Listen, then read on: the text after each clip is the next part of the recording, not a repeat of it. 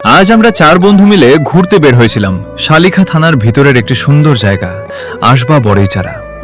কিন্তু আজকের আসবা বড়ইচারা যেন চেনাই যাচ্ছে না। চারদিকে শুধু পানি আর পানি।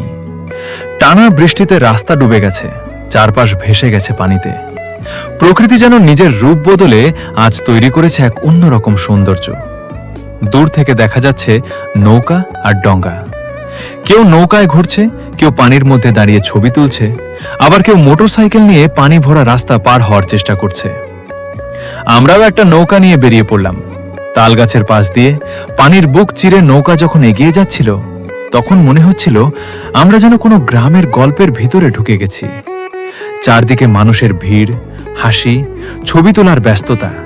ছোট বড় সবাই যেন এই পানির সৌন্দর্য উপভোগ করতে ছুটে এসেছে। কিছু মুহূর্ত হয়তো খুব সাধারণ, কিন্তু সেই সাধারণ মুহূর্তগুলোই একদিন সবচেয়ে সুন্দর স্মৃতি হয়ে থাকে। আজকের এই বৃষ্টি ভেজা বড়হিসারা নৌকার সেই ছোট্ট ভ্রমণ আর চার বন্ধুর একসাথে কাটানোর সময় সবকিছুই ক্যামেরায় বন্দি করে রাখলাম। কারণ সময় চলে যায়, কিন্তু সুন্দর স্মৃতিগুলো থেকে যায়।